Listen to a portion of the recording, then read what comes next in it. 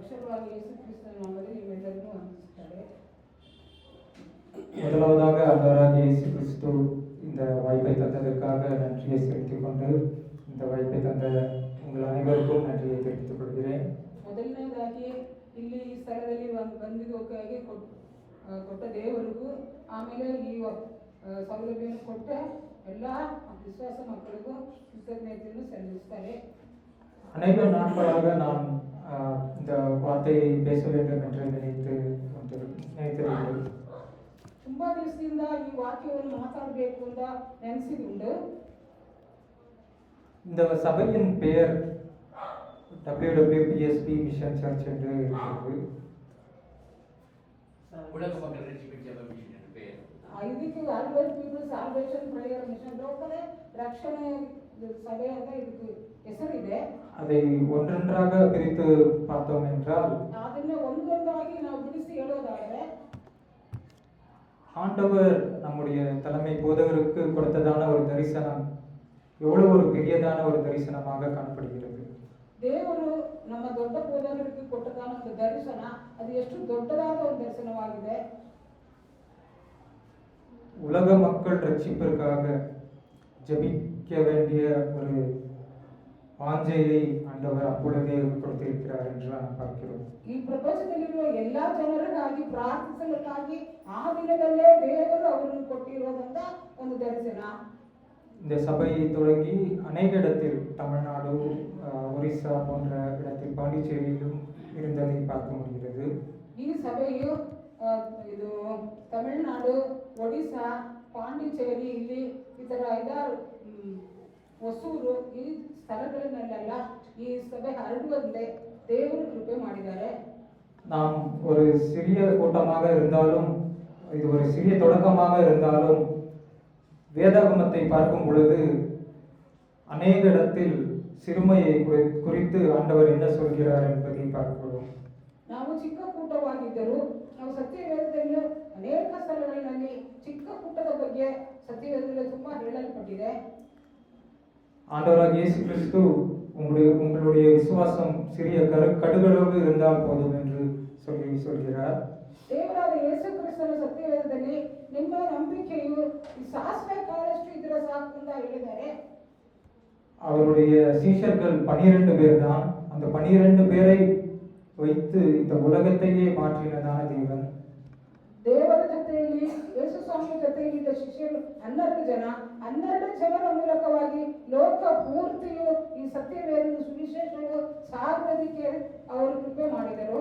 Abraham ஒரு மனிதன், மோசே ஒரு மனிதன், இவர்களை கொண்டு லட்சக்கணக்கான கோடிக்கணக்கான ஜனங்களை உதவி செய்தார். ಅಬ್ರಹಾಮನು ಒಬ್ಬನೇ ಮನುಷ್ಯ, ಅದೇ ರೀತಿಯಾಗಿ ಮೋಸೆ ಒಬ್ಬನೇ ಮನುಷ್ಯ. ಆ ಒಬ್ಬೊಬ್ಬರ ಮೂಲಕವಾಗಿ ಕೋಟ್ಯಾಂತರ ಜನರನ್ನ ಅವರು ದಾರಿ ನಡೆಸಿದ್ದು ಮಾತ್ರವಲ್ಲ, ಯೇಸು ಸ್ವಾಮಿಯ ದಾರಿಯಲ್ಲಿ, ದೇವರ ದಾರಿಯಲ್ಲಿ ನಡೆಸಲಿಕ್ಕೆ ಅವರನ್ನ ಹಾಕಿಕೊಂಡರು. இன்னும் அநேக உதாரணங்கள் பார்க்க முடிகிறது. ಇನ್ನೂ ತುಂಬಾ ಉದಾಹರಣೆಗಳು ನಾವು ನೋಡಬಹುದು. பழைய ஏற்பாட்டில் நாமானை குணப்படுத்தும்படியாக அங்கு அவருக்கு வேலை செய்ததான ஒரு சிறிய பெண் எலிஜாவை குறித்து அவரிடம் சொல்கிறார். ನಾವು ಹಳೆ ಒಡಂಬಡಿಕೆಯಲ್ಲಿ ಓದೋದಾದ್ರೆ ನಾಮಾನ್ ಅಂತ ಒಬ್ಬ ಕುಷ್ಠರೋಗಿಯನ್ನು ಸ್ವಸ್ಥ ಮಾಡಲಿಕ್ಕೆ ಅವರ ಮನೆಯಲ್ಲಿ ಕೆಲಸ ಮಾಡಿದಂತ ಒಂದು ಹುಡುಗಿಯನ್ನು ದೇವರು ಆರಿಸಿಕೊಂಡು ಅವಳ ಮೂಲಕವಾಗಿ ಅವನಿಗೆ ಸುಖ ಸಿಕ್ಕಿತು. அவள் பெயர் கூட எழுதப்படவில்லை, ಅವಳ ಹೆಸರು ಕೂಡ ಬರೆಯಲ್ಪಟ್ಟಿಲ್ಲ. ஆனால் அவள் செய்த காரியம் குஷ்டரோகியான நாமானை குணப்படுத்தினதை பார்க்கிறோம். ಆದ್ರೆ ಅವಳ ಹೆಸರು ಕೂಡ ಬರೆಯಲ್ಪಟ್ಟಿಲ್ಲ. ಆದರೂ ಆ ದೊಡ್ಡ ಕಾಯಿಲೆಯಾದ ಆ ಕುಷ್ಠರೋಗವನ್ನ ದೇವರು ಅವನಿಗೆ ಸುಖ ಮಾಡಲಿಕ್ಕೆ ಅವಳ ಮೂಲಕವಾಗಿ ಕೃಪೆ ಮಾಡಿದರು. ஒரு சிறு பையனின் லஞ்ச் பாக்ஸ், அவனிடம் 5 அப்பமும் 2 மீனும் இருந்தது. ಒಂದು ಚಿಕ್ಕ ಹುಡುಗ, ಅವನ ಹತ್ರ 5 ಅಪ್ಪ 2 ಮೀನು ಇತ್ತು. அதை கொண்டு ஆண்டவர் 5000 பேருக்கு போஷித்தார். ಅದನ್ನೇ ತಗೊಂಡು ದೇವರು 5000 ಗಂಡಸರಿಗೆ ಮತ್ತೆ ಎಲ್ಲಾ ಜನರಿಗೂ ಅವರು ಊಟವನ್ನು ಕೊಟ್ಟರು. நம்முடைய சபை சிறியதாக இருக்கிறது என்று நாம் எதற்கும் யோசிக்க வேண்டாம். ನಮ್ಮ ಸಭೆ ತುಂಬಾ ಚಿಕ್ಕ ಸಭೆಯಿಂದ ನಾವು ಯೋಚನೆ ಮಾಡೋದು ಬೇಡ. ஏனென்றால் ஆண்டவர் நம்முடைய தலைமை போதகருக்கு கொடுத்த தரிசனம் மிக பெரியது. ಆದರೆ ದೇವರು ನಮ್ಮ ದೊಡ್ಡ ಬೋಧಕರು ಕೊಟ್ಟ ದರ್ಶನವು ತುಂಬಾ ದೊಡ್ಡದು. நாம் விசுவாசிக்கிறதான தேவன் மிக பெரியவர். Hallelujah. ನಾವು ನಂಬೋದಂತ ದೇವರು ತುಂಬಾ ದೊಡ್ಡವರು. ஜாக்கரியா 4வது அதிகாரம் 10வது வசனம் இப்படியாக சொல்கிறது, அற்பமான ஆரம்பத்தின் நாளை யார் அசட்டை பண்ணலாம் என்று ஆண்டவர் கேட்கிறார். ಈ ವಾಕ್ಯದಲ್ಲಿ ನಾವು ನೋಡೋದಾದರೆ ಅಲ್ಪವಾಗಿ ಅಂದರೆ ಚಿಕ್ಕದಾಗಿ ಇರುವ ಈ ಕಾರ್ಯವನ್ನು ದೊಡ್ಡದಾಗಿ ದೇವರು ಮಾಡುವವರಾಗಿದ್ದಾರೆ. அதை கன்னடால வாசிங்க. தமிழ்ல அற்பமான ஆரம்பத்தின் நாளை யார் அசட்டை பண்ணலாம் என்று ஆண்டவர் கேட்கிறார். 4வது அதிகாரம் 4:10. இல்ல யாத்திரை ஆரம்பத்தின் நாளை யார் அசட்டை பண்ணலாம்? பூமி எங்கும் சுற்றி பார்க்கிறவைகளாகிய கர்த்தருடைய 7 கண்களும் செரோபானின் கையில் இருக்கிற உங்களை சந்தோஷமாய் பார்க்கிறது என்றார்.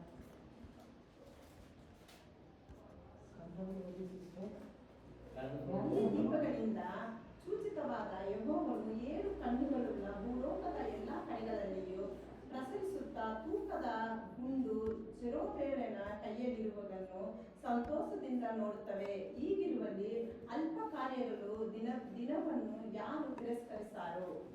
அல்ப காரியம். ಕನ್ನಡದಲ್ಲಿ ಅಲ್ಪ ಕಾರ್ಯ ಅಂತ ಹೇಳಲ್ಪಟ್ಟಿದೆ. அதே போல லூக்கா 12வது அதிகாரம் 32வது வசனம், பயப்படாதே சிறுமந்தையே, உங்களுக்கும் ராஜ்யத்தை கொடுக்க உங்கள் பிதா பிரியமாய் இருக்கிறார் என்று ஆண்டவராகிய தேவன் சொல்கிறார். ಲೂಕನ್ ಬರೆದ ಸುವಾರ್ತೆ 32. ಬೋಧಕನೇ ಚೆನ್ನಾಗಿ ಹೇಳಿದೆ. லூக்கா 12:32. பயப்படாதே சிறுமந்தையே, உங்களுக்கு ராஜ்யத்தை கொடுக்க உங்கள் பிதா பிரியமாய் இருக்கிறார்.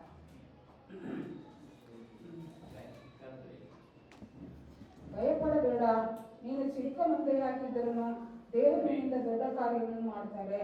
ಚಿಕ್ಕ ಹಿಂಡೆ ಹೆದರಬೇಡ, ಆ ರಾಜ್ಯವನ್ನು ನಿಮಗೆ ದಯಪಾಲಿಸುವುದಕ್ಕೆ ನಿಮ್ಮ ತಂದೆಯು ಸಂತೋಷವುಳ್ಳವನಾಗಿದ್ದಾನೆ. ಚಿಕ್ಕ ಮಂದೆಯನ್ನು ತಂದೆಯಾದ ದೇವರು ಅದನ್ನು ನಡೆಸಲು ಸಿದ್ಧರಾಗಿದ್ದಾರೆ. இவ்விதமாக சிறுமையை குறித்து, அது மட்டுமல்லாமல் தொடக்கத்தை குறித்து ஆண்டவர் விவரமாக சொல்கிறார். ಪ್ರಾರಂಭವನ್ನು ಕುರಿತು ದೇವರು ಈ ರೀತಿಯಾಗಿ ಹೇಳುತ್ತಾ ಇದ್ದಾರೆ. இது மட்டும் அல்லாமல் நீதிமொழிகள் 29வது அதிகாரம் 18வது வசனத்தில் தரிசனத்தை குறித்து, தரிசனம் இல்லாமல் இருக்கையில் என்ன ஆகிறது என்று சொல்கிறார். தரிசனம் இல்லாத இடத்தில் ஜனங்கள் சீர்கட்டு போவார்கள் என்று ஆண்டவராகிய தேவன் சொல்கிறார். ದರ್ಶನ ಇಲ್ಲದ ಜಾಗದಲ್ಲಿ ಜನರು ಕೆಟ್ಟು ಹೋಗುತ್ತಾರೆ ಅಂತ ಪ್ರಾವರ್ಸ್ನಲ್ಲಿ ಹೇಳಲ್ಪಟ್ಟಿದೆ. தரிசனம் என்று பார்க்கும் பொழுது ஆங்கிலத்தில் விஷன் என்று சொல்வார்கள். ಅದು ಇಂಗ್ಲಿಷ್ನಲ್ಲಿ ವಿಷನ್ ಅಂತ ಹೇಳ್ತಾರೆ. ஒரு பெரிய ஒரு நிறுவனத்தை, ஒரு ஆர்கனைசேஷன் ஆபீஸை பார்க்கும் பொழுது எல்லா ஆபீஸும் இந்த உலக பிரகாரமாகவே அவர்கள் இந்த விஷன் மிஷன் என்ற இரண்டு விஷயத்தை வைத்திருப்பார்கள். ಯಾವುದೋ ಎಲ್ಲ ದೊಡ್ಡ ಆಫೀಸ್ಗಳಲ್ಲೂ ವಿಷನ್ மிஷன் ಅಂತ ಎರಡು ಕಾರ್ಯವನ್ನು ಇಟ್ಟಿರ್ತಾರೆ. விஷன் என்றால் தரிசனம், மிஷன் என்றால் அந்த தரிசனத்தை எப்படி நாம் அடைவது என்ற ஒரு வழிமுறை. ಆ ದರ್ಶನವನ್ನು ನಾವು ಯಾವ ರೀತಿಯಲ್ಲಿ ಪಡೆದುಕೊಳ್ಳುತ್ತೀವಿ ಅಂತ ಅದರಲ್ಲಿ ಬರೆಯಲ್ಪಟ್ಟಿದೆ. உலக மக்கள் ரட்சிப்பிற்காக நாம் ஜெபம் செய்ய வேண்டும் என்ற ஒரு தரிசனம் இந்த சபைக்கு உண்டு. ಈ ಲೋಕ ಕೂತಿರುವ ಜನರಿಗಾಗಿ ನಾವು ಪ್ರಾರ್ಥಿಸಬೇಕು ಅಂತ ಒಂದು ಕಾರ್ಯ ಈ ಸಭೆಗೆ ಉಂಟು. நம்முடைய கண்களால் அல்லது இந்த உலக பிரகாரமாக பார்க்கும் பொழுது இந்த இடத்திலே இந்த சபை ஒரு சின்ன ஒரு விஷயமாக காணப்படலாம். ಲೋಕ ಪ್ರಕಾರವಾಗಿ ನಾವು ನೋಡೋದಾದ್ರೆ ಇಲ್ಲಿ ಈ ಸಭೆ ತುಂಬಾ ಚಿಕ್ಕದಾಗಿದೆ. ஆனால் ஆண்டவருடைய அந்த ஆவியின் கண்களில் பார்க்கும் பொழுது இது விசேஷிக்கப்பட்டதான ஒரு ஸ்தலம். ಆತ್ಮದ ರೀತಿಯಾಗಿ ಆತ್ಮದ ಕಣ್ಣಿಂದ ನೋಡುವಾಗ ಇದು ತುಂಬಾ ವಿಶೇಷಪಟ್ಟದಿಂದ ಒಂದು ಕಾರ್ಯವಾಗಿದೆ. இந்த தரிசனம் இல்லாமல் போனால் அல்லது தரிசனம் என்பதை நாம் சரியாக புரிந்து கொள்ள வேண்டும். ಈ ದರ್ಶನ ಬೇಕು. ದರ್ಶನ ಅನ್ನೋದನ್ನು ನಾವು ತುಂಬಾ ಕ್ಲಿಯರ್ ಆಗಿ ಅದನ್ನು ನಾವು ತಿಳ್ಕೋಬೇಕು. அப்போஸ்தலர்கள் நடபடிகள் 1வது அதிகாரம் 8வது வசனத்தில் ஆண்டவராகிய தேவன் பரிசுத்த ஆவியை நமக்கு கொடுத்திருக்கிறார். அப்போஸ்தலರು 1 ಎಂಟರಲ್ಲಿ ಪವಿತ್ರಾತ್ಮನ ದೇವರು ನಮ್ಗೆ ಕೊಟ್ಟಿದ್ದಾರೆ. பரிசுத்த ஆவி உங்களிடத்தில் வரும்போது நீங்கள் பலனடைந்து எருசலேமிலும் யூதேயா முழுவதிலும் சமாரியாவிலும் பூமியின் கடைசி பரியந்தமும் எனக்கு சாட்சிகளாய் இருப்பீர்கள் என்றார் என்று பார்க்கிறோம்.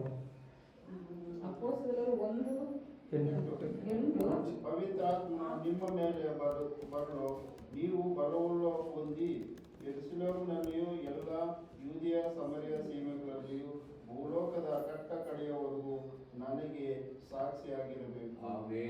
ಪವಿತ್ರಾತ್ಮನ ಕೃಪೆ ನಿಮ್ಮಲ್ಲಿ ಬರುವಾಗ ನೀವು ಬಲ ಹೊಂದಿ ಯೆರೂಸಲೇಮ್ ಯೂದೆಯ ಪೂರ್ತಿ ಸಮಾರ್ಯ ಭೂಮಿಯ ಕಟ್ಟ ಕಡೆಯವರೆಗಿಂದ ನನಗೆ ಸಾಕ್ಷಿಯಾಗಿರ್ತೀರಿ ಅಂತ ಬರೆಯಲ್ಪಟ್ಟಿದೆ. இயேசு கிறிஸ்துவை சொந்த இரட்சகராக ஏற்றுக்கொண்ட ஒவ்வொருவருக்கும் ஆண்டவராகிய தேவன் பரிசுத்த ஆவியை இலவசமாக கொடுத்திருக்கிறார்.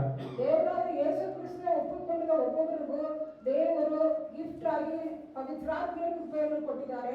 அந்த பரிசுத்த ஆவி நமக்கு கொடுக்கப்படும் போது நமக்கு தேவன் பலத்தையும் ಪವಿತ್ರಾತ್ಮನ ಕೃಪೆ ನಮಗೆ ಕೊಟ್ಟಾಗ ದೇವರು ನಮಗೆ ಬಲವನ್ನು ಕೊಡ್ತಾರೆ. நம்மை சாட்சியாகவும் மாற்றுகிறவராக ನಮಗೆ இருக்கிறார். ಸಾಕ್ಷಿ ಇರುವವರಾಗೂ ನಮ್ಮನ್ನು ಮಾರ್ಪಡಿಸ್ತಾರೆ. சாட்சி சொல்வது வேறு, ಸಾಕ್ಷಿ ಹೇಳೋದು ಬೇರೆ, அது நல்ல விஷயம்தான். ಅದು ಒಳ್ಳೆ ವಿಷಯವೇ. ஆனா சாட்சியாக வாழ்வது இன்னொரு விஷயம். ಅದು ಸಾಕ್ಷಿಯಾಗಿ ಜೀವಿಸೋದು ನಿಮಗೆ ತುಂಬಾ ಒಳ್ಳೆಯದು. இந்த வசனம் நமக்கு இந்த காலகட்டத்திற்கு ஏற்றபடி எப்படி எடுத்துக்கொள்ள வேண்டும் என்றால், ಈ ವಾಕ್ಯವನ್ನು ಈ ಕಾಲದ ರೀತಿಯಲ್ಲಿ ನಾವು ಒಪ್ಪಿಕೊಳ್ಳೋದಾದರೆ பரிசுத்த ஆவி நமக்கும் கொடுக்கப்பட்டாயிற்று. ಪವಿತ್ರಾತ್ಮನ ಕೃಪೆ ನಮಗೆ ಕೊಡಲ್ಪಟ್ಟಿದೆ. பலனடைந்து நாம் நமக்குள்ள எருசலேம் எது? ನಾವು ಬಲಪಟ್ಟು ನಮ್ಮಲ್ಲಿ ಇರುವುದು ಏನು? இந்த சிவசக்தி நகர், இந்த பெங்களூர் பட்டணம் நமக்குள்ளதான எருசலேமும் யூதேயாவும் சமாரியாவுமாக இருக்கிறது. ಈ ಶಿವಶಕ್ತಿ ನಗರ, ಈ ಸುತ್ತಲಿರುವ ಪ್ರದೇಶಗಳು ನಮಗೆ ಯೂದೆಯ ಯೆರೂಸಲೇಮ್ ಆಗಿ ಇರುತ್ತದೆ. இதைத்தான் ஆண்டவராகிய தேவன் நமக்கு தரிசனமாக எவ்வளவு வருஷம் ஆயிற்று இந்த சபை? 30 வருஷத்திற்கும் மேலாக ஆண்டவர் நம்மை நடத்தி வருகிறார். ಈ 30 ವರ್ಷಕ್ಕಿಂತ ಹೆಚ್ಚಾಗಿ ಈ ಸ್ಥಳದಲ್ಲಿ ಈ ದರ್ಶನವನ್ನು ದೇವರು ನಡೆಸಿಕೊಂಡು ಬರ್ತಾ ಇದ್ದಾರೆ. அதாவது தரிசனமானது அது தீர்க்க தரிசனம் அல்ல, ப்ராஃபஸி அல்ல. ದರ್ಶನ ಅನ್ನೋದು ದೀರ್ಘ ದರ್ಶನ ಅಲ್ಲ, ಪ್ರಾಫೆಸಿ ಅಂತಾರೆ ಇಂಗ್ಲಿಷಲ್ಲಿ, ಅದು ಅಲ್ಲ. நமக்கு கொடுக்கப்படுகிறதான வாக்குத்தத்த வார்த்தை அல்ல. ನಮಗೆ ಕೊಡಲ್ಪಟ್ಟಿರುವ ವಾಗ್ದಾನ ವಾಗ್ದಾನವೂ ಅಲ್ಲ. நமக்கு இந்த வருஷத்திற்கான வாக்குத்தத்தம் இங்க இருக்கிறது. ಈ ವಾಗ್ದಾನ ಈ ವರ್ಷಕ್ಕೆ ನಮಗೆ ಕೊಡಲ್ಪಟ್ಟಿದೆ. ஆனால் தரிசனம் என்பது ஒவ்வொரு மனிதனுக்கும் ஒவ்வொரு சபைக்கும் ஆண்டவராகிய தேவன் அவருடைய அநாதி தீர்மானத்தில் வைத்திருக்கிறதான ஒரு விஷயம். ದರ್ಶನ ಅನ್ನೋದು ದೇವರು ಒಬ್ಬೊಬ್ಬ ಮನುಷ್ಯರಿಗೂ ಅನಾದಿ ತೀರ್ಮಾನದಿಂದ ದೇವರಿಡಲ್ಪಟ್ಟಿರುವ ಕಾರ್ಯ. ಅದು இதை புரிந்து கொள்ள வேண்டும் என்றால், இந்த ஒரு 14-15வது நூற்றாண்டிலே ஒரு பெரியதான ஒரு விஷயம் நடைபெற்றது. ಇದನ್ನ ನಾವು ಹೇಳೋದಾದ್ರೆ 14-15 ದಶಾಂಶದಲ್ಲಿ ನಾವು ನೋಡೋದಾದ್ರೆ 15வது நூற்றாண்டுல நமக்கு புரொட்டஸ்டன்ட் நிறுவனம் மார்ட்டின் லூதர் மூலமாக தொடங்கப்பட்டது. ಮಾರ್ಟಿನ್ ಲೂಥರ್ ಅನ್ನೋರಿಂದ 15ನೇ ದಶಾಂಶದಲ್ಲಿ ಈ ಪ್ರೊಟೆಸ್ಟೆಂಟ್ ಸಭೆ ಅವರು ಪ್ರಾರಂಭ ಮಾಡಿದರು. அதற்கு முன்பதாக வேதாகமத்தை சில பேர் மட்டும்தான் படிக்க வேண்டும், அதை எல்லாருக்குமே படிக்க கூடாது என்று ஒரு கட்டளை இருந்தது. ಅದಕ್ಕೂ ಮುಂಚೆ ಈ ಸತ್ಯ ವೇದವನ್ನು ಕೆಲವರು ಮಾತ್ರ ಓದಬಹುದು, ಬೇರೆಯವರು ಯಾರು ಅದನ್ನು ಓದಬಾರದು ಅಂತ ಒಂದು ಆಜ್ಞೆ ಇತ್ತು. சுவிசேஷத்தை கூட யாரெல்லாம் எடுத்து சொல்ல வேண்டும் என்ற ஒரு நிபந்தனை இருந்தது. ಸುವಾರ್ತೆಯನ್ನು ಕೂಡ ಕೆಲವರು ಮಾತ್ರ ಹೇಳಬಹುದು ಅಂತ ಆಜ್ಞೆ ಇತ್ತು. மிஷன் என்று சொல்லும் பொழுது அது லாத்தின் வார்த்தை மிஸ்ஸியோடி என்று சொல்லப்படுகிறது. ಮಿಷನ್ ಅನ್ನೋದು ಅದು ಲ್ಯಾಟಿನ್ ಭಾಷೆಯಲ್ಲಿ மெஸ்ஸியோடி ಅಂತ ಹೇಳಲ್ಪಟ್ಟಿದೆ. அப்படின்னா கடவுளின் பணி அல்லது கடவுள் அனுப்புதல் அப்படி என்று அர்த்தம். ಹಾಗಂದ್ರೆ ದೇವರು ಕಲಿಸಿದ್ದು ದೇವರ ವಾಕ್ಯ ಅಂತ ಅಂತ ಅದಕ್ಕೆ ಅರ್ಥ. 2 நபர்கள், ஜான் கேல்வின் என்று சொல்லக்கூடியதான ஒரு நபர், ಜಾನ್ ಕ್ಯಾಲ್ವಿನ್ ಒಬ್ಬರು, ஆர்மேனியன் என்று சொல்லக்கூடியதான இன்னொரு நபர். ಆರ್ಯನ್ ಅಂತ ಹೇಳಲ್ಪಟ್ಟ ಇನ್ನೊಬ್ಬರು. கால்வினிசம் என்று சொல்லப்படும் பொழுது அவர் என்ன சொல்கிறார் என்றால், ಕಲ್ವಿನ್ ಅನ್ನೋರು ಏನು ಹೇಳ್ತಾರೆ ಅಂದ್ರೆ, ஆண்டவர் சிலரை மட்டும் படைத்து அவர்களை தெரிந்து கொண்டு அவர்கள் மட்டும்தான் பரலோகத்தில் வருவார்கள் என்று ப்ரீடெஸ்டினேஷன் என்று சொல்லக்கூடியதான ஒரு வழிமுறையை அவர் சொல்லி வந்தார். ದೇವರು ಕೆಲವರನ್ನು ಮಾತ್ರ ಈ ಲೋಕದಲ್ಲಿ ಉಂಟು ಮಾಡಿ ಅವರು ಮಾತ್ರ ಪರಲೋಕಕ್ಕೆ ಹೋಗ್ತಾರೆ ಅಂತ ಅವರು ಹೇಳ್ತಾ ಇದ್ದಾರೆ. இன்னொரு பக்கம் இது கடவுள் மட்டுமல்ல, மனிதர்கள் நமக்கும் ஆண்டவர் சுதந்திரத்தை கொடுத்திருக்கிறார். ದೇವರಲ್ಲಿ ಪರಲೋಕದಲ್ಲಿ ಇದ್ದಾರೆ, ಅವರು ಮಾತ್ರವಲ್ಲ ಮನುಷ್ಯನಾದ ನಾವು ಕೂಡ ಪರಲೋಕಕ್ಕೆ ಹೋಗ್ಲಿಕ್ಕೆ ದೇವರು ಕೃಪೆ ಮಾಡ್ತಾರೆ ಅಂತ ಇನ್ನೊಬ್ಬರು ಹೇಳ್ತಾರೆ. இது இரண்டுக்கும் வேதாகமத்தில் அநேக வார்த்தைகள் உண்டு. ಇವು ಎರಡಕ್ಕೂ ಸತ್ಯವೇದದಲ್ಲಿ ತುಂಬಾ ವಾಕ್ಯಗಳಿದೆ. ஏசாயா 46வது அதிகாரம் 10வது வசனத்தை பார்க்கும் பொழுது, 46:10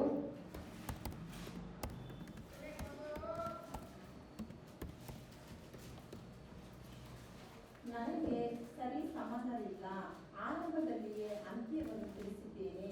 ನನ್ನ ಸಂಕಲ್ಪವು ನಿಲ್ಲುವುದು, ನನ್ನ ಇಷ್ಟಾರ್ಥವೆನ್ನನ್ನು ನೆರವೇರಿಸುವೆನು ಎಂದು ಹೇಳಿ ಇನ್ನು ನಡೆಯುತ್ತಿರುವ ಕಾರ್ಯಗಳನ್ನು ಪುರಾತನ ಕಾಲದಲ್ಲಿಯೇ ಅರಿತಿದ್ದೇನೆ. அந்தத்தில் உள்ளவைகளை ஆதி முதல் கொண்டும் இன்னும் செய்யப்படாதவர்களை பூர்வ கால தற்கொண்டும் அறிவிக்கிறேன். என் ஆலோசனை நிலைநிற்கும், எனக்கு சித்தமானவைகள் எல்லாம் செய்வேன் என்று சொல்லி.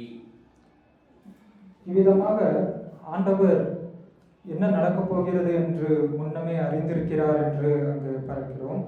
ಇದರ ಮೂಲಕವಾಗಿ ದೇವರು ಏನು ನಡೀತದೆ ಅಂದ್ರೆ ಮುಂಚಿತವಾಗಿ ತಿಳಿದಿದ್ದಾರೆ ಅಂತ ನಮಗೆ ಅರ್ಥವಾಗುತ್ತದೆ. ஏசாயா 55வது அதிகாரம் 8, 9வது வசனங்களிலும் இவ்விதமாக என் நினைவுகள் உங்கள் நினைவுகள் அல்ல என்று ஆண்டவர் அவருடைய நினைவை குறித்து சொல்கிறார். ಏಸಾಯ 55:8 ನನ್ನ ನೆನಪುಗಳು ನಿನ್ನ ನೆನಪುಗಳಲ್ಲ, ನಿಮ್ಮ ದಾರಿಗಳು ನನ್ನ ದಾರಿ ಅಲ್ಲ ಎಂದು ದೇವರು ಹೇಳಿದ್ದಾರೆ. ಯೆಹೋವನು ಹೀಗನ್ನುತ್ತಾನೆ, ನನ್ನ ಆಲೋಚನೆಗಳು ನಿಮ್ಮ ಆಲೋಚನೆಗಳಲ್ಲ, ನಿಮ್ಮ ಮಾರ್ಗಗಳು ನನ್ನ ಮಾರ್ಗಗಳಲ್ಲ. என் நினைவுகள் உங்கள் நினைவுகள் அல்ல, உங்கள் வழிகள் என் வழிகளும் அல்லவென்று கர்த்தர் சொல்கிறார். இது இந்த கால்வினிசம், ஆண்டவர் எல்லாவற்றையும் அறிந்து அவருக்கு எல்லாம் தெரியும் என்று அவர் வாதிக்கிறார். ಕೆಲವರು ದೇವರಿಗೆಲ್ಲ ಗೊತ್ತು ಅಂತ ಹೇಳಿ ಬಾಳುತ್ತಾರೆ.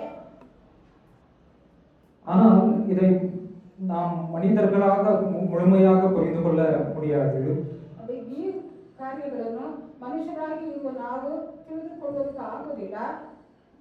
எப்படி வெளிச்சம் அது ஒரு அலையை போன்றது, அது ஒரு பொருளை போன்றது என்று சொல்வார்களோ, அதே போல ಹೇಗೆ ಬೆಳಕು ಅದು ಸಮುದ್ರದ ಅಲೆಗಳಾಗೆ ಅದು ಇರುವುದು ಎಂದು ತಿಳ್ಕೊಳ್ತೀವೋ, அல்லது இப்போ ஒரு போட்டை வந்து போட் ஓட்டுறவர் வந்து 2 சைடும் அந்த துடுப்பை வச்சு அந்த இதை ஓட்டுவார்.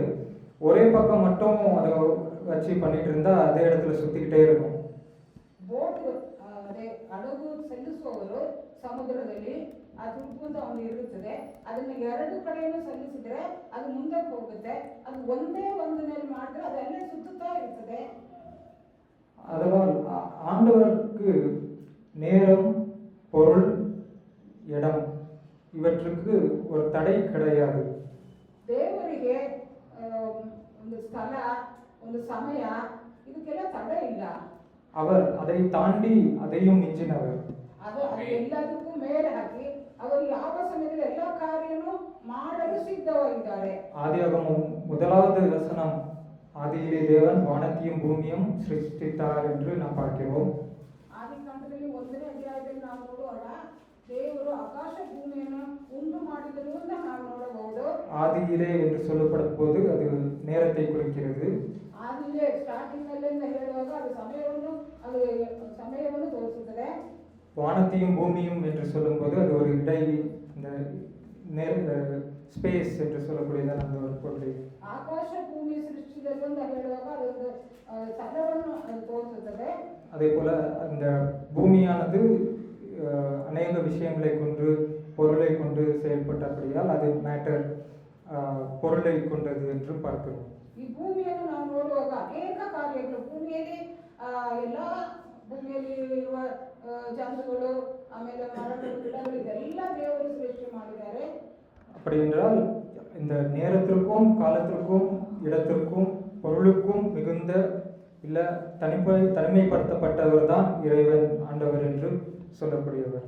ಈ ಪ್ಲೇಸ್ ಜಾಗಕ್ಕೂ ಇದರಲ್ಲಿರುವ ಕಾರ್ಯಗಳಿಗೆ ಎಲ್ಲದಕ್ಕಿಂತ ಹೆಚ್ಚಾದವರು ದೇವರು. இப்படியாக இந்த 14-15வது நூற்றாண்டிலே அவர்கள் ஆண்டவர் சில பேரை மற்றும் அவர் குறித்திருக்கிறார். அவர் யாரை குறித்திருக்கிறாரோ அவர்கள் மட்டும்தான் ரட்சிக்கப்பட முடியும் என்று சொல்லி அந்த மிஷன்ஸை அவர்கள் யாருக்குமே அனுமதியே கொடுக்கவில்லை. ಈ 14-15 ದಶಾಂಶದಲ್ಲಿ ನಾವು ನೋಡುವಾಗ, ದಶಕದಲ್ಲಿ ನಾವು ನೋಡುವಾಗ ಕೆಲವರಿಗೆ ಮಾತ್ರ ಈ ದೇವರು ಉಂಟು ಮಾಡಿ ಅವ್ರನ್ನ ಮಾತ್ರ ಪರಲೋಕಕ್ಕೆ ಕರ್ಕೊಂಡು ಹೋಗ್ತಾರೆ ಅಂತ ಅವರು ಹೇಳಿದ್ದಾರೆ. அதற்கு பிறகு 1517 நூற்றாண்டிலே மார்ட்டின் லூத்தர் கிங் போன்றவர்கள் ரிஃபார்மேஷன் மூவ்மெண்ட்டை உருவாக்கின போது 1517 ಆ ವರ್ಷಗಳಲ್ಲಿ ಇವರು ಪ್ರೊಟೆಸ್ಟೆಂಟ್ ಸಭೆಯನ್ನು ಉಂಟು ಮಾಡಿದ ಆ ಸಮಯದಲ್ಲಿ வேதாகமத்தை மொழிபெயர்த்தார்கள், அநேகருக்கு டிஸ்ட்ரிபியூட் செய்தார்கள்.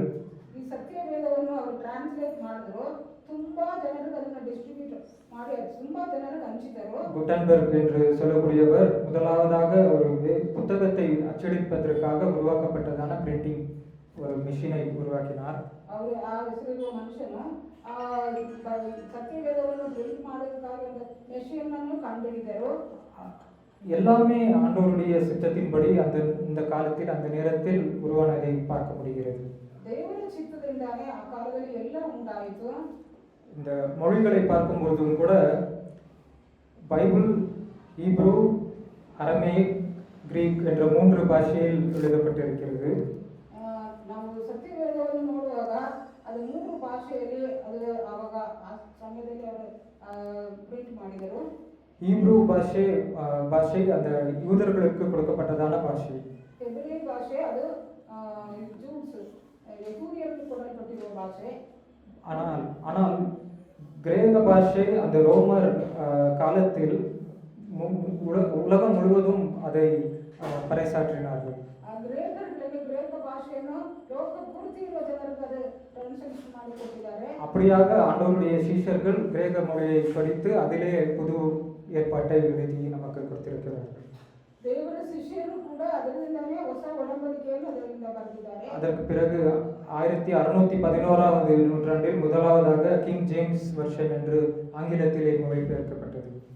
1610ನೇ ವರ್ಷದಲ್ಲಿ ಕಿಂಗ್ಸ್ ಜೇಮ್ಸ್ ಅನ್ನುವ ಅರಸನು ಅದನ್ನ ಇಂಗ್ಲಿಷ್ನಲ್ಲಿ ಅದನ್ನ ಟ್ರಾನ್ಸ್ಲೇಟ್ ಮಾಡಿ ಅದನ್ನ ಪ್ರಿಂಟ್ ಮಾಡಿದ್ದಾರೆ. அதற்கு முன்பதாக யாராவது மொழிபெயர்த்தால் அவர்களை கொன்று விடுவார்கள். ಅದಕ್ಕೂ ಮುಂಚೆ ಯಾರಾದರೂ ಅದನ್ನ ಟ್ರಾನ್ಸ್ಲೇಟ್ ಮಾಡಿದ್ರೆ ಅವ್ರನ್ನ ಕೊಂದಾಕ್ಬಿಡ್ತಾರೆ. வில்லியம் டெண்டேல் என்று சொல்லக்கூடியவர் அப்படியாக ஆங்கிலத்தில் மொழிபெயர்த்த போது அவரை மொழிபெயர்த்தார் என்று சொல்லி அவரை அப்படியே எரித்து விட்டார்கள். ವಿಲಿಯಮ್ಸ್ ಅನ್ನೋರು ಈ ಸತ್ಯ ವೇದವನ್ನು ಟ್ರಾನ್ಸ್ಲೇಟ್ ಮಾಡಿದ್ದಾರೆ ಅಂತ ಹೇಳಿ ಅವ್ರನ್ನ ಹಾಗೆ ಸುಟ್ಟು ಬಿಟ್ಟಿದ್ದಾರೆ. ஆனாலும் அவர் மரணத்தின் பொழுது ஆண்டவரே இந்த அரசனின் கண்களை திறந்தருளும் என்று open the eyes of the kings என்று சொல்லி அவர் சொல்லி கேட்டார்.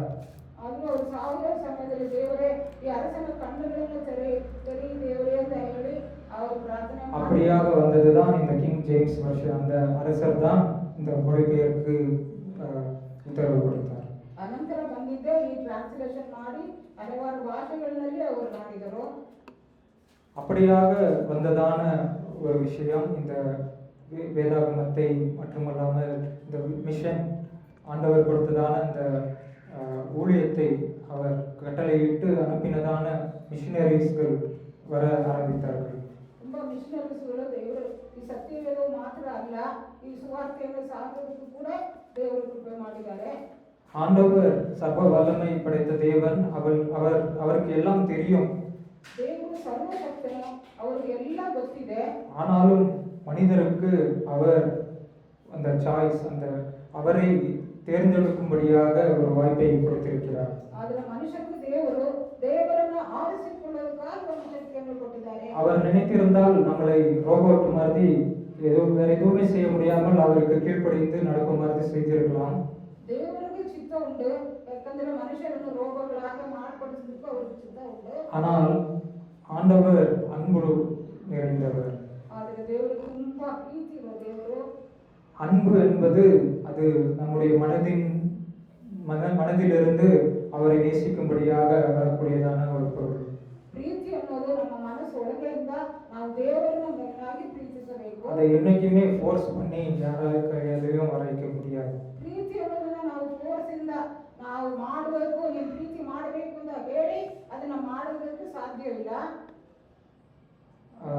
இது விதமாக வந்த மிஷினரிஸ்களை பார்க்கும் பொழுது அநேக பேர் 16வது 17வது நூற்றாண்டிலே வந்ததான வில்லியம் கேரி 16ನೇ ದಶಕ 17ನೇ ದಶಕದಲ್ಲಿ ಈ ತುಂಬಾ ಮಿಷನರಿಗಳು. நான் இதற்கு முன்பதாக வில்லியம் கேரியை குறித்து அநேக தடவை சொல்லியிருக்கிறேன். வில்லியம் கேரி நம்முடைய தேசத்திற்கு வந்து எவ்வளவு மொழியை படித்து வேதாகமத்தை டிரான்ஸ்லேட் செய்திருக்கிறார். ವಿಲಿಯಂ ಕೇರಿಯವರು ನಮ್ಮ ಇಂಡಿಯಾ ದೇಶದಲ್ಲಿ ಬಂದು ತುಂಬಾ ಭಾಷೆಗಳಲ್ಲಿ ನಮ್ಮ ಸತ್ಯವೇದವನ್ನು ಅವರು ಟ್ರಾನ್ಸ್ಲೇಟ್ ಮಾಡಿ ಪ್ರಿಂಟ್ ಮಾಡಿ அதை சொன்னால் ஒரு சிறிய பரிசு உண்டு. வில்லியம் கேரி நம்முடைய இந்தியாவுக்கு வந்து எவ்வளவு பாஷையிலே அவர் டிரான்ஸ்லேட் செய்திருக்கிறார். ವಿಲಿಯಂ ಕೇರಿ ಅನ್ನೋರು ತುಂಬಾ ಭಾಷೆಯಲ್ಲಿ ಇಂಡಿಯಾಗೆ ಬಂದು ಟ್ರಾನ್ಸ್ಲೇಟ್ ಮಾಡಿದ್ದಾರೆ.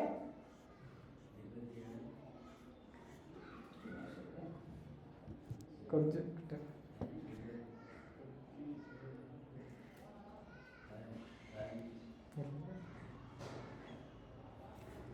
சொல்லுங்க, ட்ரை பண்ணுங்க.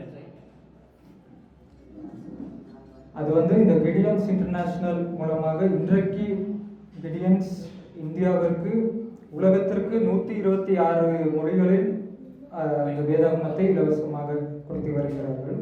இந்தியாவில் வில்லியம் கேரி டிரான்ஸ்லேட் செய்ததான அந்த எண்ணெய், அந்த நம்பர், அந்த பாஷைகளை, அந்த பாஷை அல்ல, அந்த நம்பர் பாஷையை கிடியன்ஸும் இலவசமாக இந்தியாவில் கொடுத்து வருகிறார். சரி, அப்புறம் சொல்லுங்க, பரவாயில்ல. ಅವರು ಇಂಡಿಯಾ ದೇಶದಲ್ಲಿ ಕೂಡ ತುಂಬಾ ಭಾಷೆಗಳಲ್ಲಿ ಅದನ್ನ ಟ್ರಾನ್ಸ್ಲೇಟ್ ಮಾಡಿ ಸತ್ಯವೇದವನ್ನು ಪ್ರಿಂಟ್ ಮಾಡಿ ಕೊಟ್ಟಿದ್ದಾರೆ. இந்தியாவிற்கு முதலாவதாக ஒரு பாஷையிலே இந்த வேதாகமத்தை டிரான்ஸ்லேட் செய்தார். அதுவரும் யார் என்று சொல்லுங்கள். வேதாகமத்தை முதலாவதாக டிரான்ஸ்லேட் செய்தது.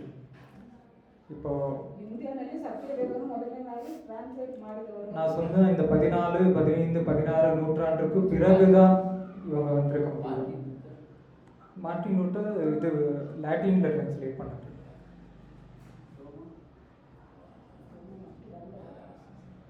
தோமா 50, 57வது அந்த நூற்றாண்டிலே வந்தாயிற்று. இவர் வந்தது 17வது நூற்றாண்டு, 1700. தரங்கம்பாடி என்று சொல்லக்கூடியதான தமிழ்நாட்டில் ஒரு பகுதியிலே இவர் வந்தார். இவர் ஒரு ஜெர்மன் மிஷினரியாக வந்தது. பர்தலோமியா ஜிங்கன்பால் என்று சொல்லக்கூடியதான ஒரு ಇವರು 17ನೇ ದಶಕದ ನಂತರ ತಮಿಳುನಾಡಿನಲ್ಲಿ ಆ ಪ್ರದೇಶದಲ್ಲಿ ಬಂದಿದ್ದರು. இவர்தான் இந்தியாவிலே முதல் வேதாகமம் தமிழிலே அச்சடிக்கத்தக்கதாக ஆண்டவராகிய தேவன் கிருபை செய்தார்.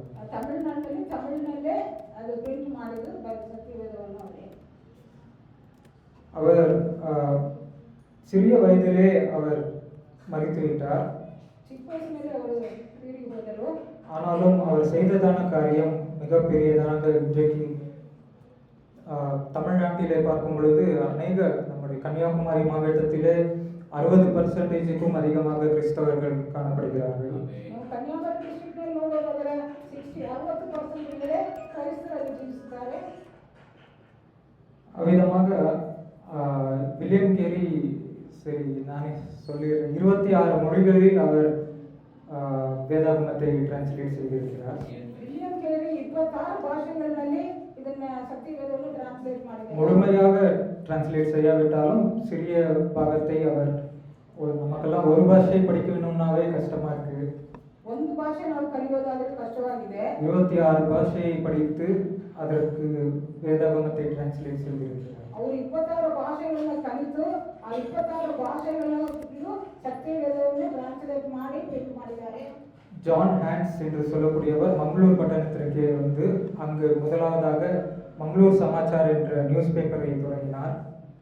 ಜಾನ್ ಅನ್ನೋರು ಮೊದಲನೇದಾಗಿ ಮಂಗಳೂರಿನಲ್ಲಿ ಭಾಷೆಯಲ್ಲಿ ಅವರು ಸತ್ಯವೇದವನ್ನು ಟ್ರಾನ್ಸ್ಲೇಟ್ ಮಾಡಿದ್ದಾರೆ. நியூஸ் பேப்பர் ನ್ಯೂಸ್ ಪೇಪರ್ ಅಲ್ಲಿ ಅವರು ಪ್ರಿಂಟ್ ಮಾಡಿ ಅವರು ಅದನ್ನ ಅನೌನ್ಸ್ ಮಾಡಿದ್ದಾರೆ. பெர்னாண்டோ கெட்டல் என்று சொல்லக்கூடியவர் கர்நாடகத்துக்கு வந்து கன்னடா இங்கிலீஷ் டிக்ஷனரி முதலாவதாக 70,000 வார்த்தைகளை அவர் இங்கிலீஷுக்கும் கன்னடாவுக்கும் டிக்ஷனரியை முதலாவதாக கன்னட இங்கிலீஷ் டிக்ஷனரியை கொண்டு வந்தார்.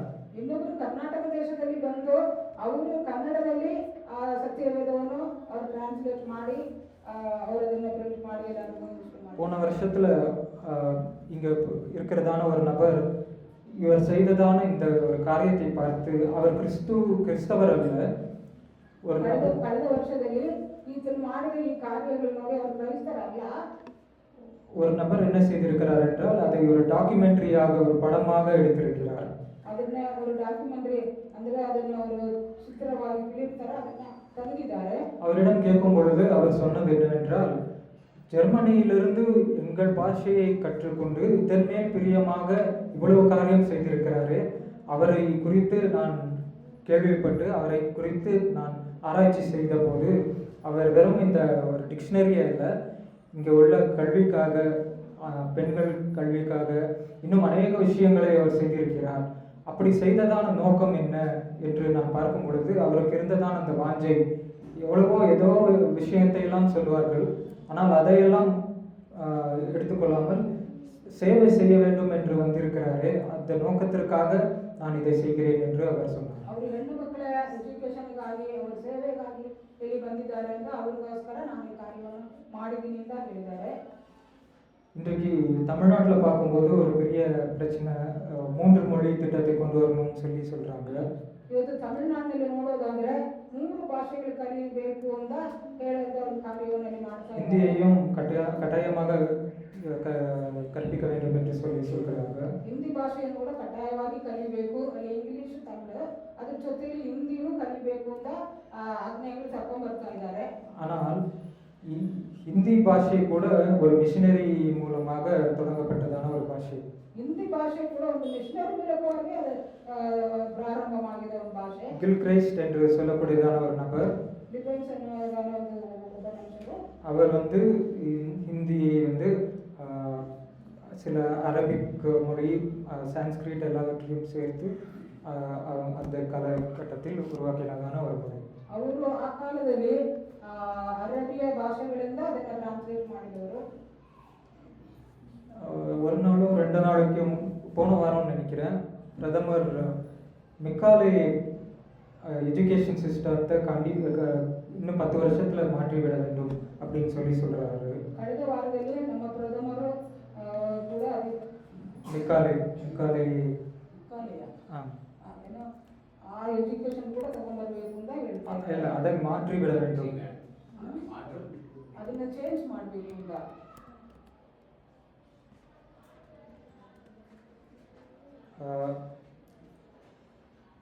முதலாவதாக ஆங்கிலத்தை நம்முடைய தேசத்திற்கு கொண்டு வந்தது, எஜுகேஷன் சிஸ்டத்தையே கொண்டு வந்தது அப்படின்னு பார்த்தோம்னா இந்த மெக்காலே என்று சொல்லக்கூடியதான அவர். ಮೊದಲನಾಗಿ ಎಜುಕೇಶನ್ ಇಲ್ಲಿ ನಮ್ಮ ಇಂಡಿಯಾ ದೇಶದಲ್ಲಿ ತಗೊಂಡ್ರೆ ಮೆಕಾಲೆ ಅನ್ನೋರು.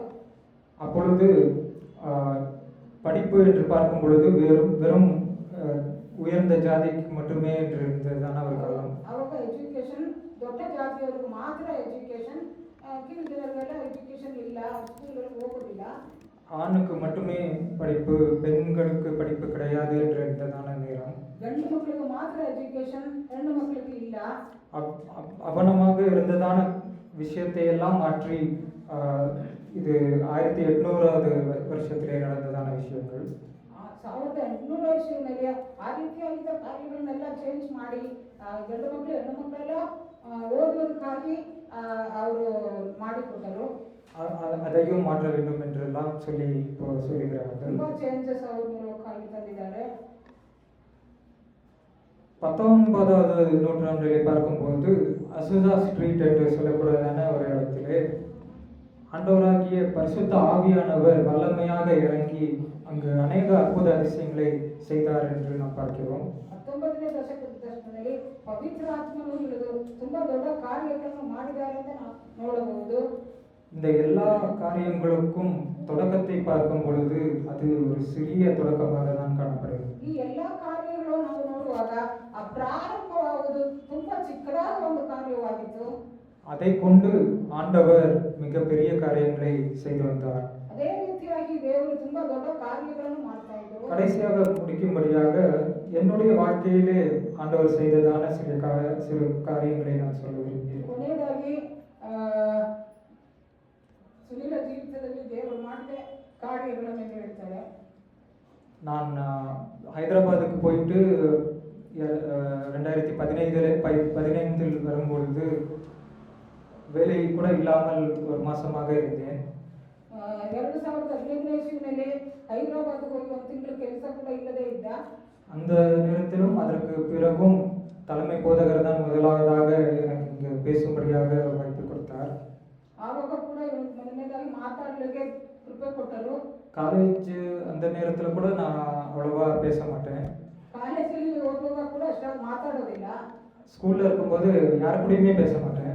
ಸ್ಕೂಲಲ್ಲಿ ಇರುವಾಗ ಯಾರ ಜೊತೆನೂ ಮಾತಾಡೋದಿಲ್ಲ. காலேஜ்லேயும் அந்த ஸ்டேஜ் ஃபியர், எல்லாரும் முன்னாடியும் போய் பேசணும்னா பயப்படுறது அப்படியெல்லாம் இருந்தது. ಕಾಲೇಜಿನಲ್ಲಿ ಕೂಡ ಮುಂದೆ ಸ್ಟೇಜ್ನಲ್ಲಿ ಹೋಗಿ ಮಾತಾಡಲಿಕ್ಕೆ ತುಂಬಾ ಭಯ. ஆனால் ஆண்டவர் அவருடைய தரிசனம், நான் பெரிய காரியத்தை செஞ்சுட்டேன் அப்படின்னு நான் சொல்லி பெருமைப்படல. ದೊಡ್ಡ ಕಾರ್ಯವನ್ನು ನಾನು ಮಾಡಿದ್ದೀನಿ ಅಂತ ಹೇಳ್ತಾ ಇಲ್ಲ. ஆனால் செய்த இந்த சிறிய காரியத்திற்கும் ஆண்டவருடைய கிருபை தான் காரணம் என்று ಮಾಡತಕ್ಕಂತ ಈ ಚಿಕ್ಕ ಕಾರ್ಯಕ್ಕೂ ಕೂಡ ದೇವರ ಕೃಪೆಯೇ. மும்பை, சென்னை, மைசூர் அநேக இடத்திற்கு கிடியன்ஸ் மூலமாகவும் போய் அங்கே சபைகளிலே வார்த்தையை கொடுக்கும்படியாக கூட ஆண்டவர் கிருபை செய்தார். ಚೆನ್ನೈ, ಬಾಂಬೆ, ಕರ್ನಾಟಕದಲ್ಲಿ ಕೂಡ ಮೈಸೂರಲ್ಲಿ ಕೂಡ ಹೋಗಿ ದೇವರ ವಾಕ್ಯವನ್ನು ಕೊಡೋದಕ್ಕೆ ದೇವರು ಶಕ್ತಿ ಕೊಟ್ಟರು. இதற்கு எல்லாம் தொடக்கமாக இந்த சபையிலே எனக்கு கொடுக்கப்பட்டதான ஒரு வாய்ப்பு. ಅದಕ್ಕೆಲ್ಲ ಪ್ರಾರಂಭ ಏನಂದ್ರೆ ಈ ಸಭೆಯಲ್ಲಿ ಕೊಡಲ್ಪಟ್ಟ ಬೋಧನೆಯೇ. இதை நான் எதற்கு சொல்கிறேன் என்றால், ஆண்டவர் நம் அனைவரையும் அவருடைய காரியத்திற்கு அழைத்திருக்கிறார். ಇದನ್ನೇ ಹೇಳೋದೇನೆಂದ್ರೆ ದೇವರು ನಮ್ಮೆಲ್ಲರನ್ನು ಕರೆದಿದ್ದಾರೆ. அநேக நேரத்தில் பிரம்மாண்டம் பெரிது அப்படின்னு தான் நம்ம நினைச்சிட்டு இருக்கோம். ಕೆಲವು ಸಮಯದಲ್ಲಿ ನಾವು ದೊಡ್ಡ ಕಾರ್ಯ ಅಂತ ಯೋಚನೆ ಮಾಡ್ತೀವಿ. ஆண்டவர் சொல்லியிருக்கிறார், அவருக்காக ஒரு டம்ளர் கோல்டு தண்ணியை கொடுத்தா கூட அதற்குள்ளான பதிலை நான் கொடுப்பேன். ದೇವರಿಗಾಗಿ ಒಂದು ಗ್ಲಾಸ್ ನೀರನ್ನು ಕೊಟ್ಟನು ಅದನ್ನ ಫಲವನ್ನು ದೇವರು ಕೊಡ್ತಾರೆ. இந்த வேத வசனம் உள்ள பாட்டில நான் ஆஃபீஸ்க்கு எடுத்துட்டு போவேன். ಈ ಸತ್ಯವೇದದ ವಾಕ್ಯ ಇರುವ ಈ ಬಾಟ್ಲನ್ನು ನಾನು ಆಫೀಸಿಗೆ ಎತ್ಕೊಂಡು ಹೋಗ್ತಾರೆ. என் மேனேஜர் ஒரு நாள் அதை பார்த்து நிறைய விஷயத்த பார்த்தாரு. வாட்ஸ்அப் ஸ்டேட்டஸ்ல வார்த்தையை போட்டிருப்பேன். அந்த மாதிரி அநேக விஷயத்தை பார்த்து அவர் ஒரு ஆஃபீஸில் மீட்டிங் ரூமுக்கு கூப்பிட்டாரு. ಇವರು ಮಾಡಿದ ದೊಡ್ಡ ಕಾರ್ಯಗಳನ್ನು ಆಫೀಸರ್ ನೋಡಿ ಈ ಬಾಟ್ಲಿನಲ್ಲಿರುವ ವಾಕ್ಯಗಳನ್ನು ನೋಡಿ ಒಂದು ದಿವಸ ಇವರನ್ನ ಕರೆದಿದ್ದರು. நான் மீட்டிங் கூப்பிட்ட உடனே ஏதோ வேலையை பற்றி தான் பேச போறாருன்னு நினச்சிட்டு போனேன். மீட்டிங் ಕರೆದಾಗ ಕೆಲಸದ ಬಗ್ಗೆ ಏನು ಹೇಳ್ತಾರೆ ಅಂತ ಹೋಗಿದ್ದರು. ஆனால் அவர், நீ ஒரு கிறிஸ்தவன் தானே, கிறிஸ்தவம் என்றால் என்ன, ஞானஸ்நானம் என்றால் என்ன, விசுவாசம் என்றால் என்ன, இப்படியாக அநேக கேள்விகளை கேட்டுக்கொண்டே இருந்தார். ನೀವು ಒಬ್ಬ ಕ್ರಿಶ್ಚಿಯನ್ ತಾನೇ, ಕ್ರಿಶ್ಚಿಯನ್ಸ್ ಅಂದ್ರೆ ಏನು, ದೀರ್ಘಸ್ನಾನ ಅಂದ್ರೆ ಏನು, ಈ ತರ ತುಂಬಾ ಕ್ವಶ್ಚನ್ ಅನ್ನು ಅವ್ರು ಕೇಳಿದ್ರು. நான் எப்பொழுதும் ஜெபித்து சுவிசேஷத்திற்கு ஆப்பர்ச்சுனிட்டி கிடைக்குமான்னு யோசித்து இருப்பேன். ಯಾವಾಗಲೂ ಪ್ರಾರ್ಥನೆ ಮಾಡಿಬಿಟ್ಟು ವಾಕ್ಯಗಳು ಹೇಳಬೇಕಾದ್ರೆ ಪ್ರಾರ್ಥನೆ ಮಾಡಿಬಿಟ್ಟು ಅದನ್ನ ತೆಗೆಯೋದು. அப்படியாக அந்த நேரத்திலும் ஆண்டவரோடு கேட்டுக்கொண்டு ஆண்டவரை என்ன சொல்ல வேண்டும், ஞானத்தை தாரும் என்று அவரிடம் சில விஷயங்களை சொல்ல ஆண்டவர் கிருபை செய்தார். ಆ ಸಮಯದಲ್ಲೂ ಕೂಡ ಪ್ರಾರ್ಥನೆ ಮಾಡಿದಾಗ ಇವರುಗಳ ಮಧ್ಯದಲ್ಲಿ ನಾನು ಮಾತಾಡಲಿಕ್ಕೆ ನನಗೆ ಕೃಪೆ ಕೊಡೋ ದೇವರಿಂದ ಪ್ರಾರ್ಥನೆ ಮಾಡಿಬಿಟ್ಟು ಪ್ರಾರಂಭ ಮಾಡಿದರು. அதே போல வீட்டு பக்கத்துல சனிக்கிழமை தோறும் ஒரு இடத்துல சும்மா ஓப்பன் மைக் ஸ்பீச் அப்படின்னு சொல்லி கூறலாம். ಇವರ ಮನೆ ಹತ್ರ ವೈದ್ಯರ ಹತ್ರ ಅಲ್ಲಿ ಕೂಡ ಓಪನ್ ಪ್ಲೇಸ್ನಲ್ಲಿ ತುಂಬ ಜನ ಸೇರಿ ரொம்ப பேர் இல்லை, ஒரு 5-6 பேர் தான் வருவாங்க. ಸ್ವಲ್ಪ 5-6 ಜನ ಬರ್ತಾರೆ. அது ஒரு இடம், சும்மா போய் ஒரு 5 நிமிஷம் என்ன வேணா பேசலாம். 5 ನಿಮಿಷ ಏನು ಬೇಕಾದರೂ ಮಾತಾಡಬಹುದು. அந்த இடத்துலும் கூட அநேக நாட்களாக போகும்போது அநேக காரியங்கள் ஆண்டவர் அங்கு அதிசயமாக செய்து வந்தார். ಅಲ್ಲಿ ತುಂಬ ದಿವಸ ಹೋಗಿದಾಗ ದೇವರು ಅಲ್ಲಿ ಕೂಡ ಮಾತಾಡಲಿಕ್ಕೆ ಬಿಟ್ಟು ಕೊಟ್ಟರು. போன வருஷத்துல போயிட்டு இருந்தேன்.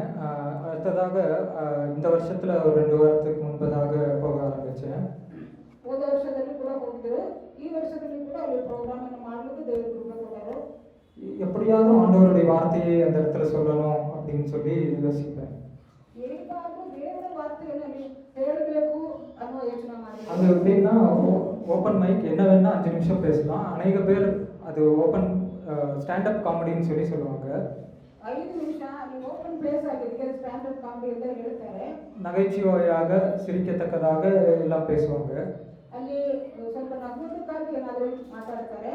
அநேக காரியம் ரொம்ப கேவலப்படுத்துறது அந்த மாதிரி விஷயத்தை தான் பேசுவாங்க. ಅನೇಕ ಕಾರ್ಯಗಳು ಕೇವಲವಾಗಿ ಮಾತಾಡೋದು, ಈಗ ಅರ್ಥ ಮಾಡೋದು ಈ ಥರ ಮಾಡ್ತಾ ಇದ್ದಾರೆ. இப்படிதான் 2 வாரத்துக்கு முன்பதாக போகும்போது அங்கே அந்த இடத்துல நடத்துகிற ஒருத்தர் வந்து எல்லாருக்குமே மரியாதை கொடுக்கணுமா அப்படின்னு கேட்டாரு. ಅಲ್ಲಿ ಕೆಲವು ದಿವಸದ ಹಿಂದೆ ಅಲ್ಲಿ ಎಲ್ಲರಿಗೂ ಮರ್ಯಾದೆ ಕೊಡಬೇಕು ಅಂತ ಹೇಳಿದ್ರು. இல்லை, அது கேள்வியா கேட்டார், மரியாதை கொடுக்கணுமா எல்லாருக்குமே. ಮರ್ಯಾದೆ ಕೊಡಬೇಕಾ ಅಂತ கேட்டார். அப்போ ಹೇಳ್ತಾರೆ. அங்கே இருந்தவங்க நானும் சேர்ந்து எல்லாருக்குமே ஆமாம் மரியாதை கொடுக்கணும் அப்படின்னு. நம்ம கிறிஸ்தவ வாழ்க்கையில் பார்க்கும்போது எல்லாருமே ஆண்டவருடைய சாயலிலே படைத்திருப்பதால் என்னுடைய மனதில் ஆமாம் இன்னும் அதிகமாக கொடுக்கணும்னு சொல்ல இருந்துச்சு. ஆனால் மரியாதை கொடுக்கணும்னு சொன்னேன். ದೇವರ ರೂಪವಾಗಿ ದೇವರು ನಮ್ಮನ್ನು ಸೃಷ್ಟಿ ಮಾಡಿದ್ರಿಂದ ನಾವು ಮನುಷ್ಯರು ಎಲ್ಲರಿಗೂ ಮರ್ಯಾದೆ ಕೊಡಬೇಕು. அவர் என்ன சொன்னாருன்னா, இல்லை சில பேருக்கு மரியாதையே கொடுக்கக்கூடாது அப்படின்னு. ಅವ್ರು ಏನು ಹೇಳಿದ್ರು ಅಂದ್ರೆ ಕೆಲವರು ಮರ್ಯಾದೆ ಕೊಡಬಾರದು. ஏன்னா அவங்க சில பேர் பொய் சொல்லுவாங்க, கெட்டதே செய்வாங்க, அவங்க கெட்டவங்க, அவங்களுக்கெல்லாம் பார்த்தா மரியாதையே கொடுக்கக்கூடாது அப்படின்னு சொல்லி. ಕೆಲವರು ಸುಳ್ಳು ಹೇಳ್ತಾರೆ, ಕೆಟ್ಟದನ್ನೇ ಮಾಡ್ತಾರೆ, ಅವ್ರಿಗೆಲ್ಲ ಮರ್ಯಾದೆ ಕೊಡಬಾರದು ಅಂತ ಹೇಳಿದ್ರು. அப்படியா ஒவ்வொருத்தரும் ஒவ்வொரு நகைச்சுவையை பேசிக்கொண்டு நிறைய பேர் ஹிந்தியில் பேசினாங்க. எனக்கு புரியாது ஹிந்தி, கொஞ்சம் தான் புரியும். உனக்கு புரியுமா ஹிந்தின்னு கேட்ட உடனே நான் புரியாதுன்னு சொன்னால் அவங்க சொல்ல வர விஷயத்த சரியாக சொல்ல முடியாதுன்னு புரியும்னு சொல்லி சொல்லிடுறேன். ಕೆಲವರು ಹಿಂದಿ ಮಾತಾಡ್ತಾ ಇದ್ರು, ನಿಮ್ಗೆ ಹಿಂದಿ ಬರುತ್ತಾ ಅಂತ ಕೇಳಿದ್ರು. ನಾನು ಅದು ಇಲ್ಲ ಅಂತ ಹೇಳಿದ್ರು. ಅವರು ಅದನ್ನ ಒಂಥರ ತಪ್ಪಾಗಿ ತಿಳ್ಕೊಳ್ತಾರೆ, ಬರುತ್ತೆ ಅಂತ ಹೇಳಿದ್ರೆ. அடுத்ததாக கடைசியாக என்னிடம் நீயும் ஏதாவது பேசு அப்படின்னு சொல்லி சொன்னாங்க. ನೀವು ಕೂಡ ಏನಾದರೂ ಮಾತಾಡು ಅಂತ ಹೇಳಿದ್ರು. நான் வந்து சில காலமாக ஒரு விஷயத்த வந்து நான் ப்ராக்டிஸ் பண்ணிகிட்டே இருந்தேன். ಕೆಲವು ವಿಷಯಗಳಲ್ಲಿ ಮಾತಾಡ್ತಾ ಇದ್ರು. அது என்ன ஆச்சுன்னா, பைக் வந்து சர்வீஸ் கொடுக்க போய் கொடுத்துருந்தேன். எல்லாமே நல்லா இருந்துச்சு. ಎಲ್ಲ ಒಳ್ಳೆದಾಗಿತ್ತು. கொடுத்து சர்வீஸ் வாங்கிட்டு வரும்போது முன்னாடி புஷ் பண்ணவே முடியல. என்னன்னு பார்த்தா டிஸ்க் பிரேக் வந்து நாசம் ஆயிடுச்சு. பைக் சர்வீஸ் கொடுக்கும்போது நல்லா இருந்துச்சு. ಬೈಕ್ ಸರ್ವಿಸ್ ಕೊಡುವಾಗ ಚೆನ್ನಾಗಿತ್ತು. அப்புறம் சர்வீஸ் கொடுத்து வாங்கும்போது டிஸ்க் பிரேக் சரியா ஒர்க் ஆகுது.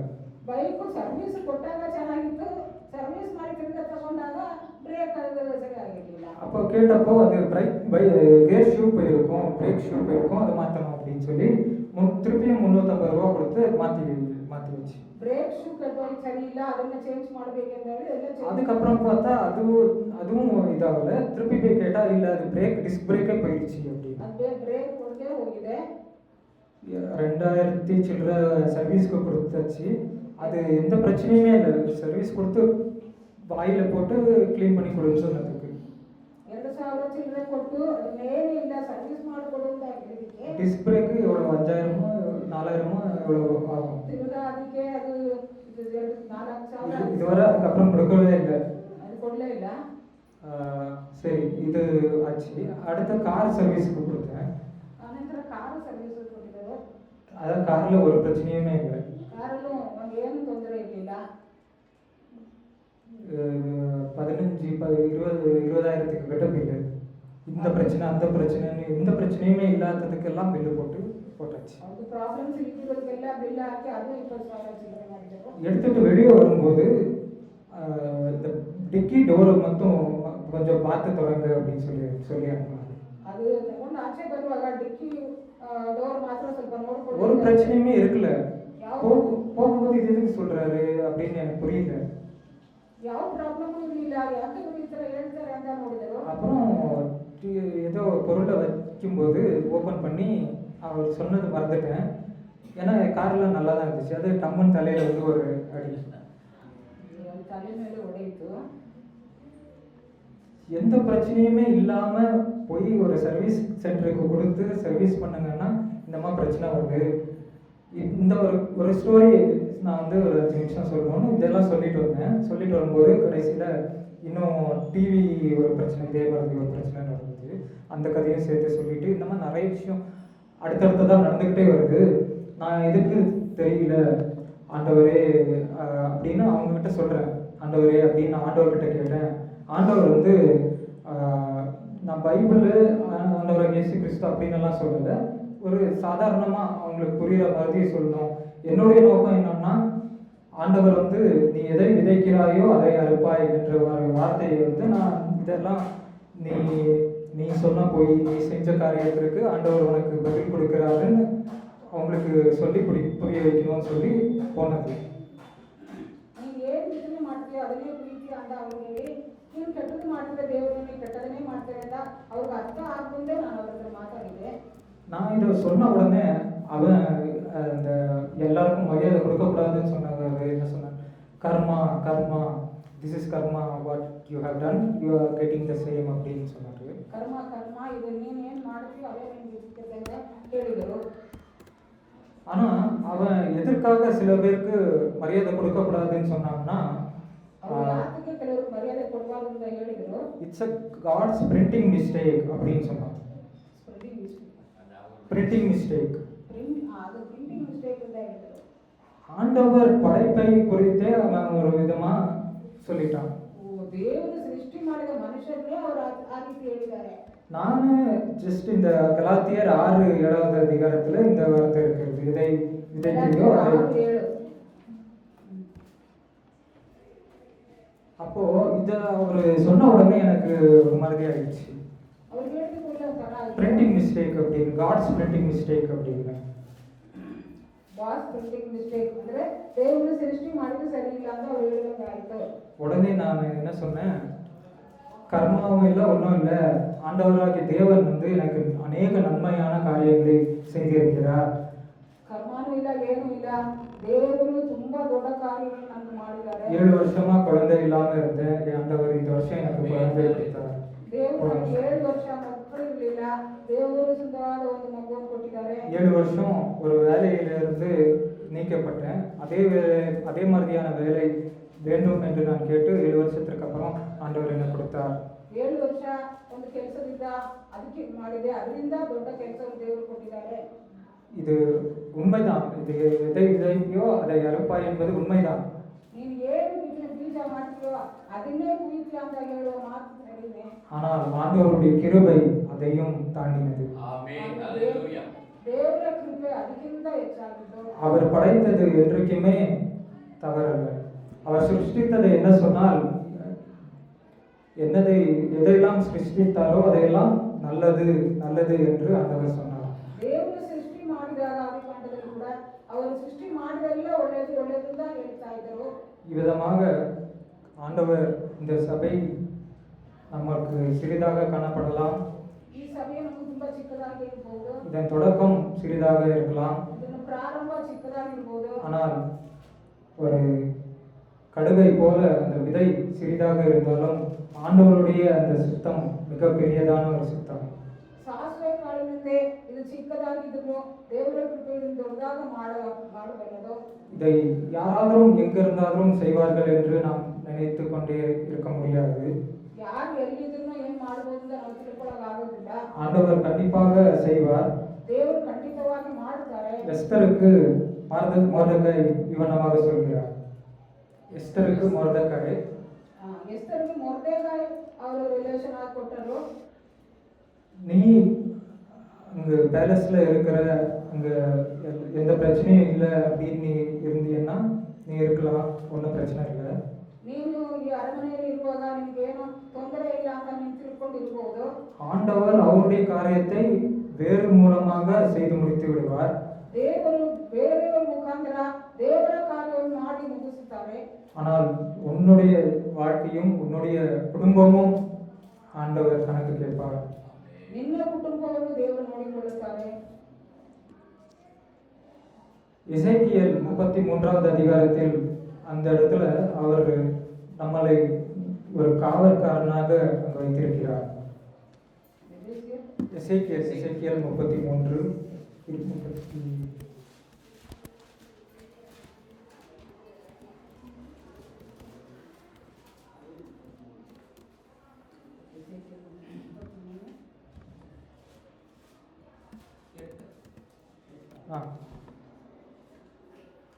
நான் துன்மார்க்கனை நோக்கி, துன்மார்க்கனே நீ சாகவே சாவா என்று சொல்கிறேன். நீ துன்மார்க்கனை தன் துன்மார்க்கத்தில் இராதபடி எச்சரிக்கத்தக்கதாக அதை அவனுக்கு சொல்லாமல் போனால் அந்த துன்மார்க்கன் தன் அக்கிரமத்திலே சாவான். ஆனாலும் அவன் இரத்தப்படியை உன் கையிலே கேட்பேன். ನಾನು ದುಷ್ಟನಿಗೆ ದುಷ್ಟನೇ ಸತ್ತೇ ಸಾಯುವಿ ಎಂದು ನುಡಿಯುವಾಗ ನೀನು ಆ ದುಷ್ಟನನ್ನು ತನ್ನ ದುರ್ಮಾರ್ಗದಿಂದ ತಪ್ಪಿಸಲು ಅವನನ್ನು ಎಚ್ಚರಪಡಿಸಿ ಹೋದರೆ ಅವನು ತನ್ನ ಅಪರಾಧದಿಂದಲೇ ಸಾಯಬೇಕಾಗುವುದು. ಅವನು ಮರಣಕ್ಕೆ ಒಡೆಯ ನಿನಗೆ ನಾನು மெய் தீர்சுவோம். விதமாக ஆண்டவர் நம்முடைய ஒவ்வொரு வாழ்க்கையிலும் இந்த சபைக்கும் கொடுத்ததான தரிசனம் உலக மக்களின் ரட்சிப்புக்காக நாம் ஜெபிக்க வேண்டியது மிக முக்கியமான ஒரு விஷயம். ದೇವರು ಈ ದರ್ಶನವನ್ನು ಕೊಟ್ಟಿರುವುದು ಈ ಲೋಕದಲ್ಲಿರುವ ಎಲ್ಲ ಜನರಿಗಾಗಿ ನಾವು ಪ್ರಾರ್ಥನೆ ಮಾಡಬೇಕಾದ ಅವಶ್ಯಕತೆ ಆಗಿದೆ. அவர் எல்லாவற்றையும் அறிந்திருக்கிறவராக இருக்கிறார். ದೇವರು ಎಲ್ಲವನ್ನೂ ತಿಳಿದವರಾಗಿದ್ದಾರೆ. ஆனாலும் அந்த சாய்ஸ், அந்த ஃப்ரீடம், ஃப்ரீ வில், அந்த ஒரு விஷயத்தை நமக்கு கொடுத்திருக்கிறார். இன்றைக்கு நாம் அதை நிராகரித்தால் அதற்குண்டான விஷயத்தை இந்த எசேக்கியேல் 33வது அதிகாரத்தில் முழுமையாக படித்தால் நாம் பார்க்க முடியும். ದೇವರು ನಮ್ಮ ಕೈಯಲ್ಲಿ ಕೊಟ್ಟಿದ್ದ ಕಾರ್ಯಗಳನ್ನು ನಾವು ದುರ್ಮಾರ್ಗರನ್ನು ನೋಡಿ ನಾವು ಅವನ್ನ ದುರ್ಮಾರ್ಗದಿಂದ ಅವನು ಚೇಂಜ್ ಆಗ್ಲಿಕ್ಕೆ ನಾವು ಎಚ್ಚರಿಕೆ ಕೊಡಬೇಕು. ಆ ರೀತಿಯಾಗಿ ಮಾಡದೆ ಹೋದರೆ ದೇವರು ನಮ್ಮ ಕೈಯಲ್ಲಿ ಅದರ ಕಾರಣವನ್ನು ಕೇಳುತ್ತಾರೆ. எச்சரிப்பு, ரட்சிப்பு, உலக மக்கள் ரட்சிப்பிற்காக ஜெபிக்க வேண்டும் என்ற ஒரு தரிசனம், அதை நாமும் இன்றைக்கு ஆண்டவரிடம் கேட்டு எப்படி அந்த தரிசனத்திற்கு எஸ்தர் எப்படி அந்த மொர்தெகாய் சொன்னதற்கு பின்பு 3 நாளும் நினைக்கிறேன் 3 நாள் உபவாசித்து ஜெபியுங்கள் என்று சொன்னார்களோ அதே போல நாமும் அனுதினமும் ஜெபித்து முடிந்தால் உபவாசம் இருந்து ஆண்டவருடைய தரிசனத்தை நாம் பெற்றுக்கொள்ள வேண்டும். ಎಸ್ತರ್ ರಾಣಿಯು ತನ್ನ ಜನರ ರಕ್ಷಣೆಗಾಗಿ 3 ದಿವಸ ಉಪವಾಸ ಇದ್ದು ಆ ಮೊರ್ದೆಕಾಯಿ ಹೇಳಿದ್ದನ್ನು ಕೇಳಿ ಅವಳು ಪ್ರಾರ್ಥಿಸಿ ಆ ಯೂದ ಜನರಿಗೆ ರಕ್ಷಣೆಗಾಗಿ ಅವಳು ಪಾಠಪಟ್ಟದಂಗೆ ನಾವು ಈ ದರ್ಶನವನ್ನು ನೆರವೇರಿಸಲು ನಾವು ಉಪವಾಸ ಇರಬೇಕಾದ್ರೆ ಉಪವಾಸ ಇರಬೇಕು. ಹಾಗಾದ್ರೆ ನಾವು ಪ್ರಾರ್ಥನೆ ಮಾಡಬೇಕಾಗಿರೋದು ಅವಶ್ಯಕತೆಯಾಗಿದೆ. சிறுமந்தையே பயப்படாதே, ஆண்டவர் பரலோக ராஜ்யம் உங்களுக்காக வைத்திருக்கிறார் என்று சொல்லியிருக்கிறார். ಚಿಕ್ಕ ಮಕ್ಕಳೇ ನೀವು ಹೆದರಬೇಡ್ರಿ, ಪರಲೋಕ ರಾಜ್ಯವು ನಿಮಗಾಗಿ ಇಡಲ್ಪಟ್ಟಿದೆ ಅಂತ ಹೇಳಲ್ಪಟ್ಟಿದೆ. நாம் சிறுமையை இதுவரை செய்த காரியங்களை குறித்து யோசனை செய்யாமல் நம்முடைய ஆண்டவரை, இந்த உலகத்தையும் சர்வத்தையும் படைத்ததான தேவன், சர்வத்தையும் அறிந்ததான தேவனை நம்பி அவர் நம்மோடு இருக்கிறார் என்ற ஒரு விசுவாசத்தோடு அவர் நமக்கு செய்ய வேண்டிய காரியத்தை நாம் அவருக்காக, அவருடைய நன்மைக்காக, அவருடைய மகிமைக்காக செய்ய வேண்டும் என்று சொல்லி இந்த ஒரு வார்த்தையை முடிக்கிறேன். ಕಳೆದ